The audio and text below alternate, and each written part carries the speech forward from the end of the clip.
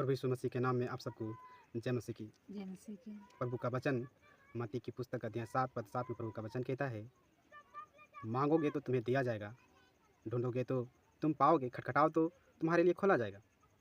प्रभु का वचन साफ रीति से कहता है, जो मांगते हैं वो पाते हैं, जो उन्हें ढूंढते हैं उसे मिल जाते हैं, जो उनके निकट आकर के, उनके दरवाज़ों के निकट आकर के उसे खटखटाते हैं तो प्रभु उनके लिए द्वार खोल देता है। प्रभु का वचन सदैव अटल है और अटल ही रहेगा।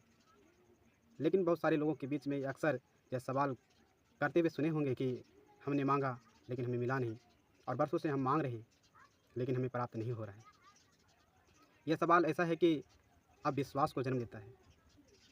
बहुत सारे लोग विश्वास से फिर संसार की ओर लौट चलता है, फिर उनकी आत्मा नाश होने के लिए तैयार होने लगता है।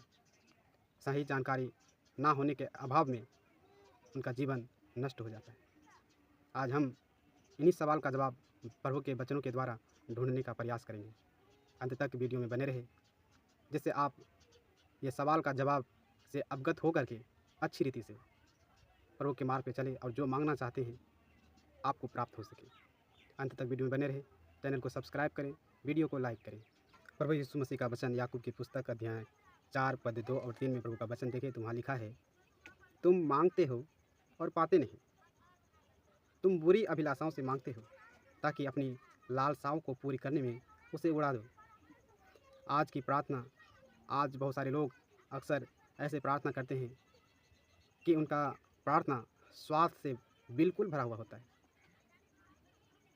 वो मान सम्मान, पैसा, गांव समाज में प्रतिष्ठा हो और हमारी पहचान धन और दौलत से हो, इसलिए इसी उद्देश्य से प्रार्थना करते हैं, बिना प्रभु की इच्छा जाने, बिना यह सोचे कि प्रभु हमसे क्या चाहता है।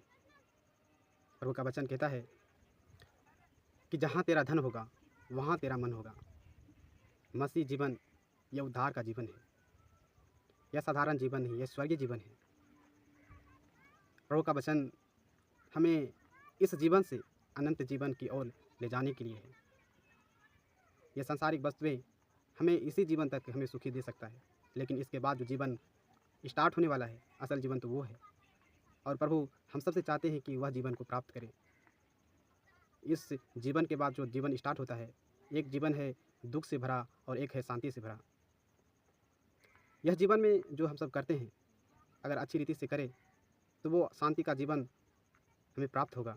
अगर अच्छी रीति से यह जीवन को नहीं जी सके तो अंत में मृत्यु के बाद एक दर्दनाक जीवन है जो कष्ट से भरा है, वह जीवन प्राप्त होगा। लेकिन प्रभु ऐसा नहीं चाहते। प्रभु चाहते हैं कि हम शांति का जीवन प्राप्त करें।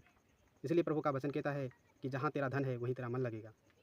यदि आप धन, सम्मान, पैसा, मान प्रतिष्ठा चाहते हैं, सिर्फ गांव समाज में एक अच्छी रीति से जीवन जिए, तो यहीं तक सीमित है, और प्रभु ऐसा नहीं चाहते हैं। इसलिए प्रभु की इच्छा जाने, प्रभु चाहता है कि हम उद्धार पाएँ, दुनियावी वस्तुओं की खोज में ना रहे। वह मिलेगा, आपको ज़रूरत के हिसाब से मिलेगा, आपके जीवन में कमी नहीं होगी। लेकिन आपके जीवन में कमी आने से पहले ही आप धन को इकट्ठा करना चाहते हैं, यह गलत बात है। पहला कारण यही रहा कि आप निस्वार्थ भाव से प्रार्थना नहीं करते हैं। हम सब की प्रार्थना स्वार्थपूर्ण हो गया है। याकूब की पुस्तक अध्याय 1 पद 6 और 7 में यदि हम पढ़ते हैं तो वहाँ लिखा है, आप जो कुछ मांगते हैं विश्वास से मांगें, क्योंकि जो मन में संदेह करता है उसे प्रभु से कुछ प्राप्त नहीं हो सकता है। बहुत सारे लोग मांगते हैं, अपनी इच्छानुसार मांगते हैं, लेकिन मन में संदेह करते हैं कि हम जो मांग रहे हैं क्या वो मिलेगा या नहीं मिलेगा, और इसी कारण से वो जो मांगते हैं प्राप्त नहीं कर पाते हैं। हम जो कुछ मांगें यह प्रतीत करें कि प्रभु हमें देगा। बहुत सारे लोग जो मनुष्य पर भरोसा रखते हैं, उनका विश्वास जल्दी से प्रभु के वचनों पे नहीं हो पाता, उनके मन में संदेह रहता है। लेकिन प्रभु का वचन कहता है, धर्मी जन की प्रार्थना से बहुत कुछ होता है। हमेशा इस बात को याद रखें, अपने विश्वास को मजबूत बनाएं, प्रार्थना में निरंतर लगे रहें। आपके हृदय की तमाम वो अविश्वास दूर हो जाएंगे और विश्वास में आप मजबूत होते रहेंगे।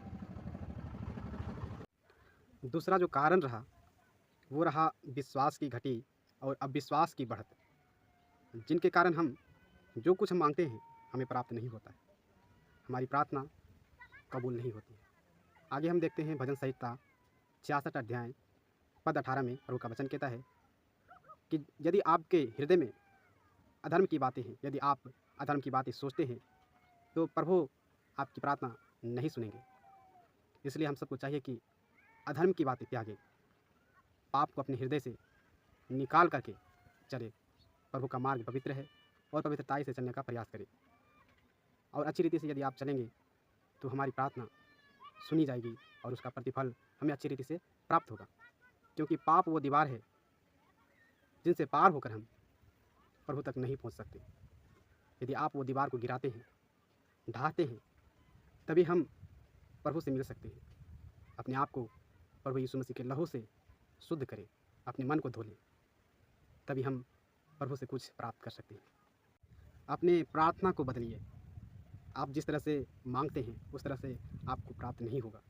यदि आप सदैव अपनी इच्छाओं के अनुसार करते रहेंगे और प्रभु से मांगते रहेंगे तो प्रभु आपको देने के लिए नहीं है। प्रभु आपके अभिलाषाओं को पूरी करने के लिए नहीं है कि आप व्यर्थ में उड़ाए और अपने जीवन को नाश करें। इस शरीर की इच्छाओं को पूरी करने के लिए आप अपने जीवन की शांति को नष्ट करें। प्रभु वही देगा जो आपके जीवन के लिए उत्तम हो, जो आपकी आत्मा को नष्ट नहीं होने देगा। अपने प्रार्थना करने की शैली को बदलिए। आपको क्या मांगना है यह सोचिए, वचन की जानकारी रखिए। प्रभु का वचन लूका 22 अध्याय पद 42 में प्रभु का वचन कहता है कि मेरी नहीं बल्कि तुम्हारी इच्छा पूरी हो। यह प्रभु यीशु मसीह का कहा हुआ वचन है। इसलिए आप सोचें प्रभु हमारे जीवन से क्या चाहता है, प्रभु की इच्छा क्या है। जो प्रभु की इच्छा को पूरी करता है उनके जीवन में किसी चीज़ की घटी नहीं होती।